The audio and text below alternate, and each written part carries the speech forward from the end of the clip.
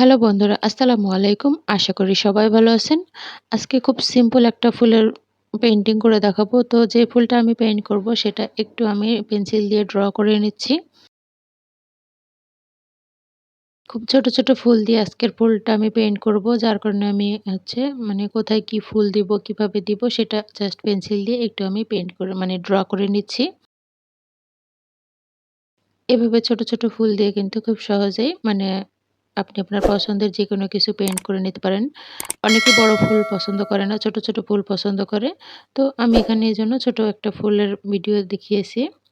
তো এখানে আমি কেমিক্যালটা নিয়ে নিলাম ১ চামচের মতো। এবার এর মধ্যে আমি ১ম এ বেগুনি কালারটা দিয়ে দিচ্ছি। আজকের কালারটা আমি কিছুটা নেভি ব্লু কালার রেডি করব।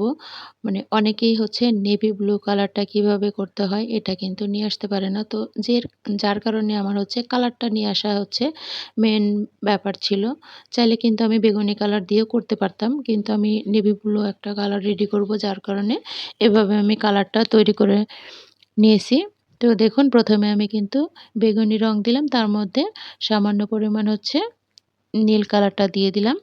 এবার দেখুন, খুব সুন্দর একটা কিন্তু নেভি ব্লু কালার রেডি হয়েছে। আর খুব বেশি কিন্তু রঙও দিতে হয়নি। এটা কিন্তু আপনাদের সামনেই আমি হচ্ছে রংটা নিলাম একটু, একটু করে। ১ চামচে ৪ ভাগের ১ ভাগের মতো মনে হয় আমার অ্যাক্রামিনের রং লেগেছে। তো এবার রংগুলো একটু, একটু করে নিয়ে আমি জাস্ট এই ফুলের পাপড়িগুলোর শেপটা দিয়ে নিচ্ছি। কেউ বড় ফুল পছন্দ করে, কেউ আবার ছোট ফুল পছন্দ করে। তো যারা ছোট, ছোট ফুল পছন্দ করে তারা চাইলে কিন্তু এই ধরনের ফুল দিয়ে শাড়ি পেইন্ট করে নিতে পারেন বা কামিজে পেইন্ট করে নিতে পারেন। খুব সহজেও করে নেয়া যায়, আবার খুব কঠিনও না। অনেকে রিয়ালিস্টিক কাজ করতে কিন্তু অনেক বেশি সময় লাগে। কিন্তু এই ধরনের কাজগুলো করতে কিন্তু সময় লাগে না। অল্প সময়ের মধ্যেই হয়ে যায়। যদিও ছোট, ছোট কাজ কিন্তু রিয়ালিস্টিক কাজগুলো অনেক বুঝে শুনে ধরে একদম সময় নিয়েও কাজ করতে হয়। কিন্তু এই ধরনের কাজগুলা খুবই অল্প সময়ে হয়ে যায়। তো চাইলে কিন্তু এভাবে আপনারা পেইন্ট করে নিতে পারেন। অনেকদিন পরে ভিডিও আপলোড করতেছি। আসলে ফ্যামিলিগতভাবে একটু সমস্যায় ছিলাম। আমি নিজেও একটু অসুস্থ হয়ে পড়েছিলাম। আমার ছোট বাবুটাও একটু অসুস্থ হয়ে পড়েছিল। যার কারণে হসপিটালে ভর্তি হতে হয়েছিল। তাই অনেকদিন পরে ভিডিও আপলোড দিচ্ছি। আসলে অসুস্থতাও তো বলে কয়ে আসে না। হঠাৎ করে চলে আসে। আর কখন কোন পরিস্থিতিতে পড়তে হয় এটা তো আসলে নিয়ন্ত্রণে থাকে না, তাই না বলুন? তো দেখুন, এদিকে আমি ফুলটা কিন্তু পেইন্ট করে নিয়েছি। তো আপনারা চাইলে কিন্তু এরকমভাবে সরাসরি রাখতে পারেন বা চাইলে কিন্তু এই যে আমি আবার সাদা, সাদা একটু হচ্ছে শিরা-উপশিরার মতো দিয়ে দিচ্ছি। জাস্ট একটু ডিজাইন করে দিচ্ছি। তো এটা চাইলে কিন্তু এভয়েডও করতে পারেন। এরকম প্লেন কালারও রাখতে পারেন।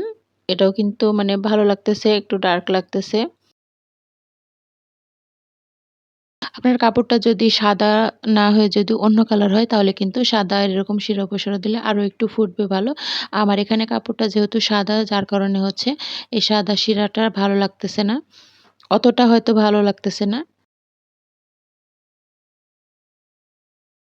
এবার হচ্ছে পাতার এবার যে ফুলের মাঝখানটা এখানে আমি হচ্ছে একটু সাদা রংটা দিয়ে দিচ্ছি, যেন আমার হচ্ছে এরপরে যখন আমি হলুদ রংটা দিব এটা যেন আরো একটু ব্রাইট লাগে সেজন্য। আর এদিকে দেখুন, আমি পাতার যে রংটা দিচ্ছি এটা হচ্ছে কিছুটা কলা পাতার রঙের সবুজ যে কালারটা সেই রংটা দিয়ে নিচ্ছি। আর এই সবুজ রংটা হচ্ছে আমি ট্রান্সপারেন্ট পদ্ধতিতে যে রংটা তৈরি করি সেই রংটা। তো আমি বলে দিচ্ছি হচ্ছে কেমিক্যালের রংটা, আমি কেমিক্যালটা কিভাবে তৈরি করেছি।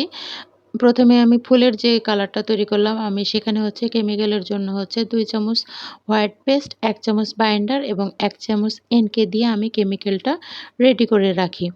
তারপরে আমি সেখান থেকে প্রয়োজন মতো কেমিক্যাল নিয়ে তার মধ্যে হচ্ছে প্রয়োজন মতো অ্যাক্রিলিনের রংটা মিলিয়ে আমি কালার রেডি করি। তো সেভাবেই কিন্তু আমি দেখুন ১ চামচের মতো রং নিয়েছিলাম। যদিও আমার ১ চামচ ১/২ চামচেরও কম রং লেগেছে, অতটা রং লাগেনি।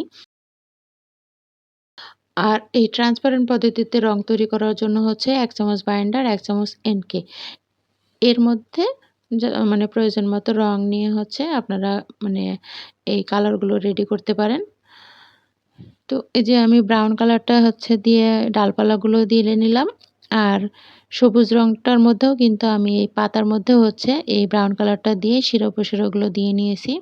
তো আজকের ফুলটা কিন্তু খুবই সিম্পলভাবে করে দেখিয়েছি। আশা করি ভিডিওটি আপনাদের কাছে ভালো লাগবে। আর এদিকে দেখুন পাশে আমার বাবুটি খেলা করতেছে। আর এই ভিডিওটাও কিন্তু আমি বাবুটা অসুস্থ হওয়ার আগেই করেছিলাম। কিন্তু সময় সুযোগ মতো আপলোড করতে পারিনি। এতক্ষণ কষ্ট করে ভিডিওটি দেখার জন্য সবাইকে ধন্যবাদ। সবাই ভালো থাকবেন, নিরাপদে থাকবেন। টাটা।